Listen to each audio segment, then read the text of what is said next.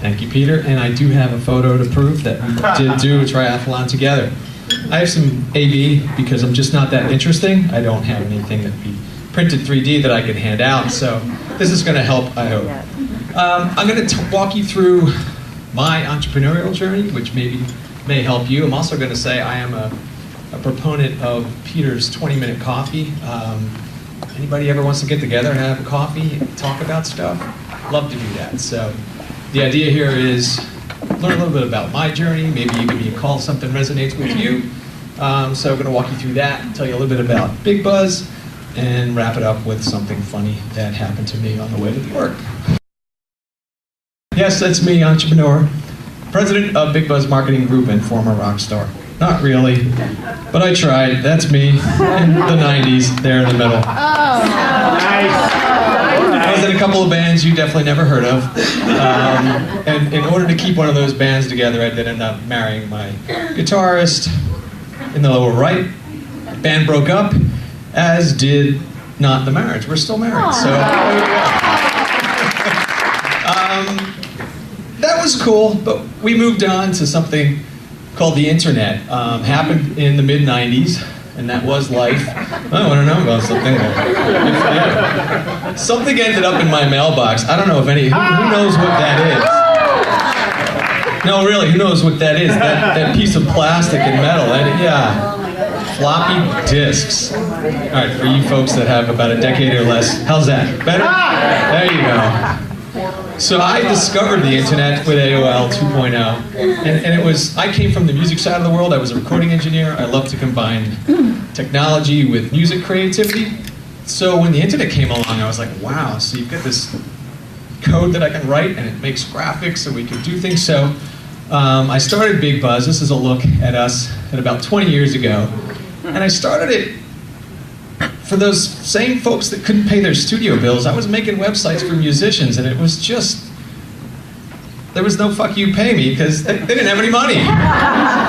So I'd like to say that we got things going. Yes, things were good. I had a lot of really dedicated people, passionate people about what they do. It's wonderful being around creativity. And, you know, we just, overnight success and making tons of money. Not the case. Worked hard, 20 years later, we're doing well. So this is us now. Started about 10 years into it, so this is about 20 years ago. About 10 years into it, we were that company winning awards, making websites, building apps before they were called apps. But I was just unfulfilled because we were being handed the assets, handed the strategy. I really wanted to be part of an accountable, holistic marketing strategy and be more involved in the business, right? We were just being handed off to go build something. No, I wanted to be involved in the branding. So branding is what we do from the start. Yes, traditional advertising, but most of what we do is in the digital marketing space. Search media, SEM, of course, that's kind of like table stakes. Social media and content generation, a lot of what we do, and probably the fastest growing piece of the business. Julia back there in the back is head of our studio, does all our editing and shooting. She's fantastic. Always busy with something going on. Chatbot design, which I'll give you a quick glimpse of in a moment. And service culture design, which is something that we occasionally partner with Peter with, and an associate of mine from Disney, where we go into companies, help them design a service culture that is extraordinary, that's modeled after a Disney type culture. Quick look at our team. There's about 20 of us. And the reason I want to show you this is because that's one of the reasons I show up every day. I built a company not just to make money. I was a musician, so obviously I don't do things to make money.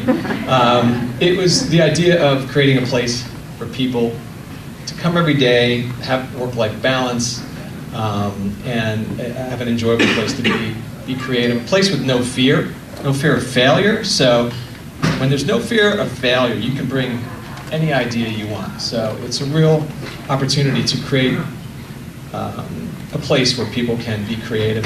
That for me is very exciting. So a little about what we do. Here's a quick walkthrough through one of our ethos. Our ethos is that we bring opportunities to our brand partners, our client partners, that technology presents. And it's not just a whole shitload of opportunities because I get 4 or 5 new platforms each day, media opportunities. We vet these opportunities for right fit for our client partners. This was an amazing opportunity. So how many people use Waze? Great navigation tool, right? We have a client, Icon Parking. Anybody ever park at Icon? You ever been to New York?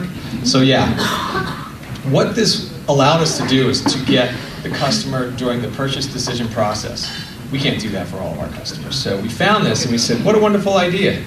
You're going to see Dear Evan Hansen. Is that what it's called? And you put in the theater address, and then about 10 minutes before you get there, this ad comes down and says, I see 2 blocks away, there's an Icon Parking. Want to park there? And you're like, hell yeah. And you just click it, and we drive you right into the garage. Not only that, you're not shopping for coupons either, so you're paying top price. So there's an opportunity that we identified, we presented to the client, and they've got about a triple-digit ROI on this. So that's kind of what we do. We find these opportunities that technology has presented that we can give to our clients. Something else interesting. This is a connection that Peter helped us create with Sylvania.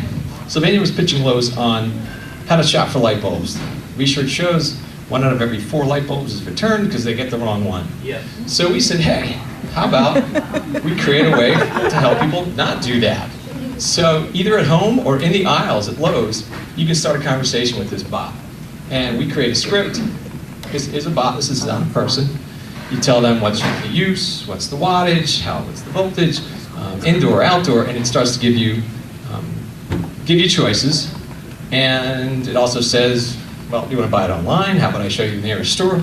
So at the end of the day, it's a great user experience, and that's another part of what we do. We find ways to create the best user experience. So, again, I'm here to kind of put myself out there. If any of this resonates with you, feel free. My email to reach out. My email's at the last slide. This is something that drives everything we do that I think it's useful for all of you. This could solve world peace. I think a creative brief could solve just about any problem you can come up with except the leaky pipe in the kitchen, I think. So take a look at this. I'm not going to spend the time to go through this, but this is how we start everything we do. Every campaign has a creative brief behind it. I'm happy to send this to you for all the folks taking pictures. I'll send it to you with an offer of an explanation. So, one piece of advice, there's a guy you also know. Peter, has anyone ever said to you, oh my God, that's awesome, how do you do Iron Man? I could never do that. Yeah, they look at me and they go, no, really, how do you? But they all say the same, I could never do that. And my answer to them is, sure you could. It's easy. And this is something I'm throwing around the agency this year. DWS. 3 steps, really easy. Just decide. First time you said you wanted to start running again. Decide. Pick a date, do a race, put it out there in the future. Then you do the work, and we'll come back to that. And then you show up. The D and the S are the tough part. Doing the work, you get somebody like David or a trainer or a friend who keeps you accountable, and you do it one day at a time. You don't think about, oh, this whole week, man, I got to bike and then swim. It's going to be, oh, it's awful. My life sucks.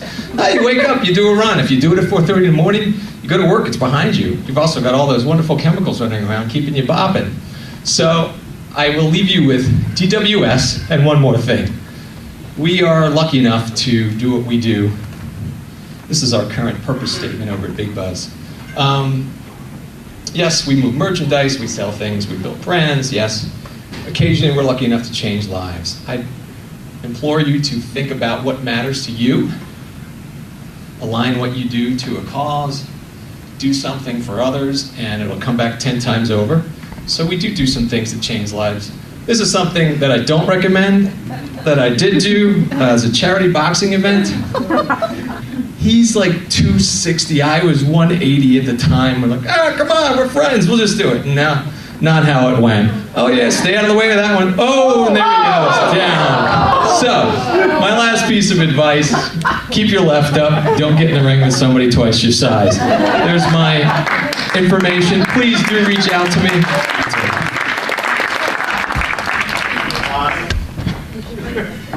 Thank you so much, my brother. Beautiful. I had no idea you boxed. That's awesome. Well, if you call that boxing, I know you fell down so beautifully. I call it fell down. All right.